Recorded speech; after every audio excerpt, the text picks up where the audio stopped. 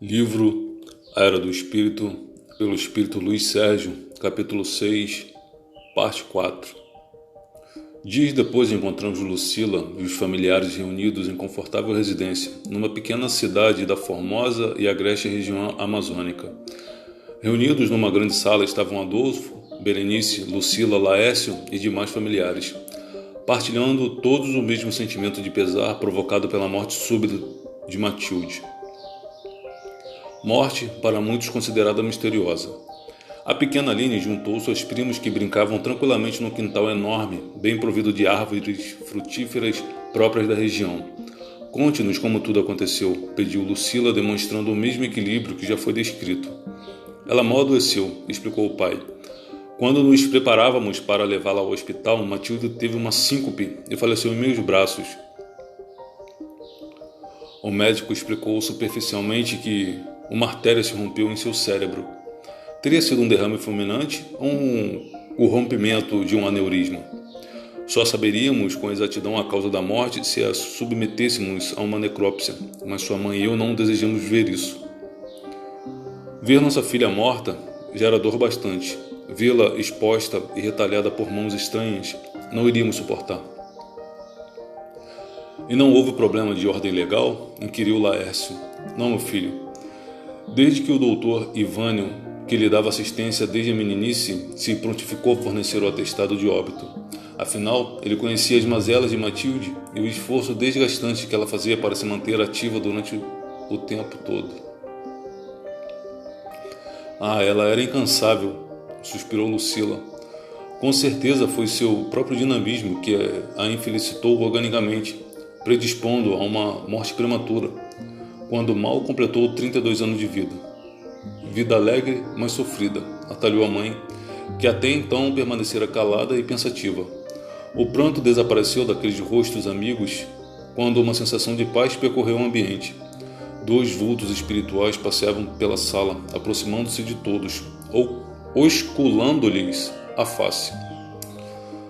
Lucila sentiu de forma especial a companhia de Matilde, mas não identificou a outra presença, que sabemos ser a avó materna, desencarnada há uns 20 anos, quando Berenice entrava na idade madura. Lucila sentiu-se especialmente confortada e aproveitou a ocasião para contar aos pais algumas ocorrências estranhas que vinham acontecendo, com certa frequência, desde que recebera a carta comunicando o falecimento da irmã. Referiu-se a alguns sonhos onde podia ver Matilde em boa companhia.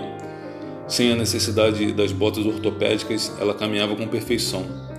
Ao acordar, mantinha a sensação de tê-la ao seu lado por uns breves momentos, depois de que voltava a sentir-se só. Os familiares atribuíram tais ocorrências ao excessivo amor que unia as duas irmãs e admitiam em tese a possibilidade da comunicação dos mortos. Dona Berenice, com sabedoria, fez a humilde colocação. Embora minha consciência registre que fui uma mãe amorosa, admito que, se Matilde puder vir até nós, ela deverá fazer seu primeiro contato com você, Lucila. Uma força estranha aproximou-se desde a infância. Seu pai e eu não entendíamos o motivo de tanta afinidade. O relacionamento de vocês sempre foi um mistério para nós. Lembro-me bem da dificuldade que tive para convencê-la a mudar-se para o sul do país, apartiu Laércio. Não tínhamos como sobreviver aqui e minha profissão exigia um campo maior, mais populoso. Só com extrema dificuldade Lucila concordou. As recordações vieram à baila e aconteceu uma sessão nostalgia, como de praxe ocorre em reuniões familiares. Os assuntos se diversificaram e logo foram interrompidos pela entrada alegre e barulhenta das crianças. Netos que felicitavam o casal e faziam superar a ausência da filha caçula. A permanência de Lucila em casa dos pais ensejou, como seria de esperar, uma visita ao cemitério. No túmulo destinado à família estavam enterrados os restos mortais de Matilde. A alma, porém, estava distante, em local sossegado, no qual se preparava para assumir deveres, consciente da necessidade de evoluir.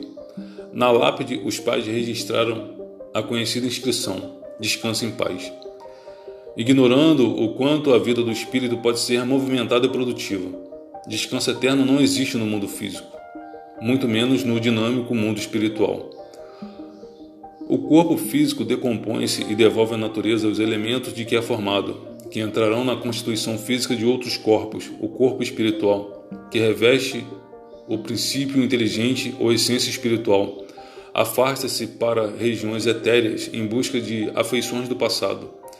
Visitar um ente querido no cemitério é hábito ancestral, mas em verdade o espírito comparece em qualquer lugar onde os encarnados solicitam sua presença através do pensamento. Algumas entidades espirituais não gostam de voltar à beira do túmulo, quando não mais se identificam com os despojos ali depositados. Se comparecem é apenas para atender os apelos mentais emocionados dos seus, mas prefeririam se reunir em outro local. Há também entidades mais sombrias que se refugiam nos cemitérios. Matilde atendeu aos apelos dos seus e juntou-se ao grupo que orava diante do túmulo, acompanhada por outros espíritos familiares. Pela primeira vez, ela se aproximava dos despojos físicos em decomposição final, e para ela foi um teste de firmeza e equilíbrio.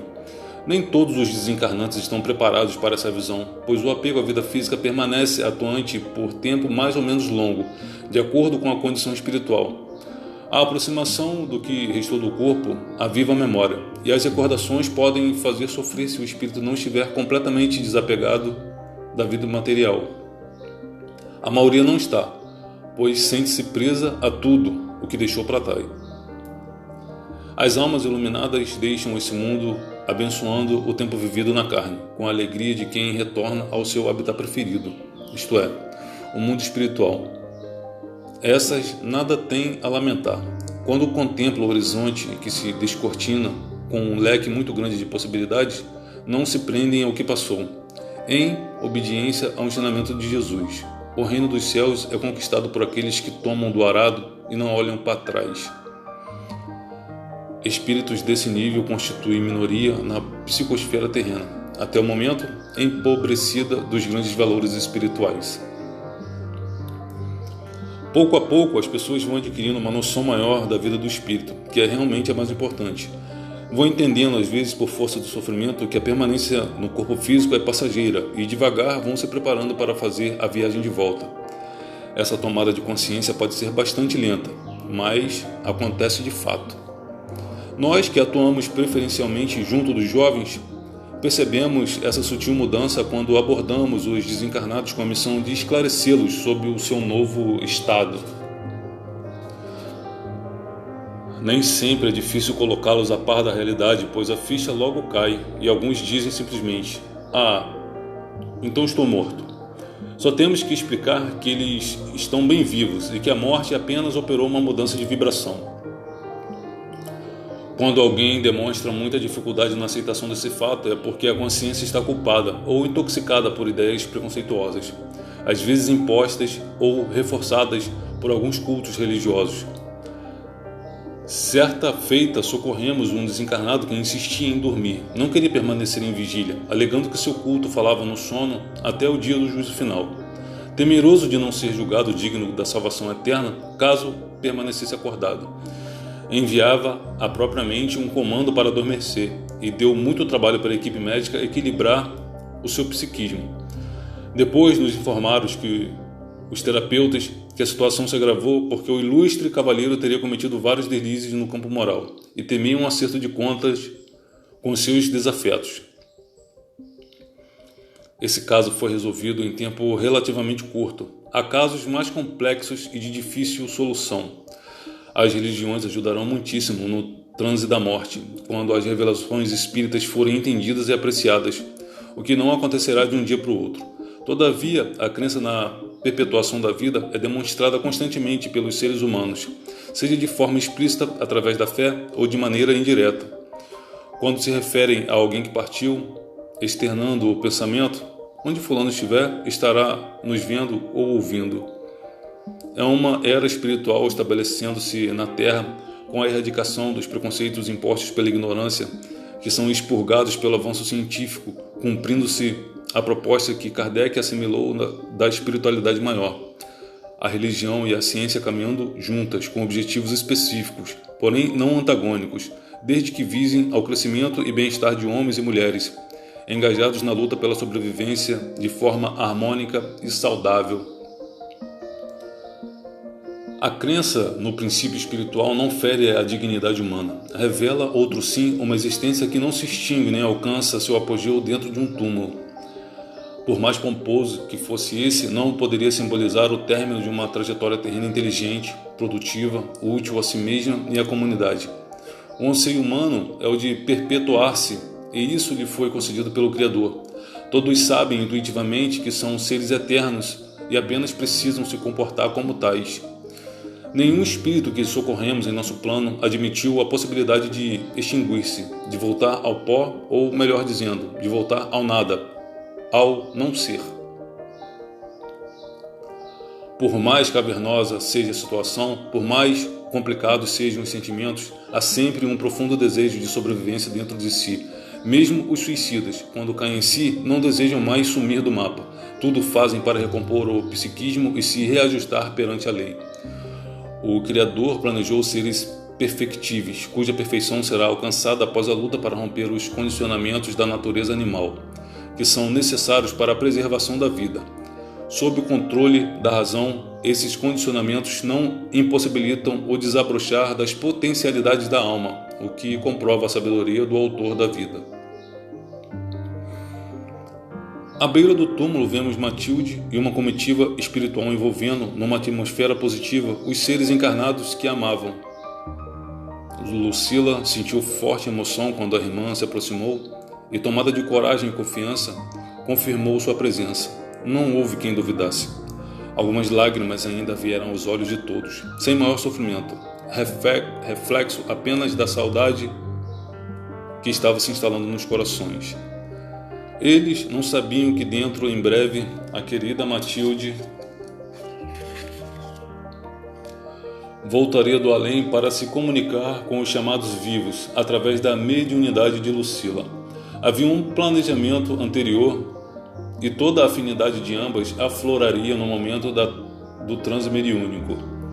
É uma tarefa a ser cumprida, como tantas no meio espírita, onde medianeiros conscientes de suas responsabilidades colocam-se à disposição do outro plano para efetuar trabalhos de conscientização, de esclarecimento ou de cura. Dentro da visão espírita não existe o sobrenatural, como propõem ou supõem algumas religiões. Todos os fenômenos são naturais, mesmo que conduzidos por espíritos. Nada pode transcender as leis naturais determinadas pelo Criador. Toda confusão tem origem no desconhecimento dessas leis, que pouco a pouco são reveladas pelos Espíritos do Senhor, encarregados da manutenção da ordem e equilíbrio do planeta. Dia virá em que o progresso científico confirmará a existência da dimensão espiritual. A humanidade já caminha nesse sentido. Estamos rompendo as barreiras do dogmatismo, do ceticismo e do materialismo, adentrando com felicidade numa era do espírito, com certeza mais rica e exuberante.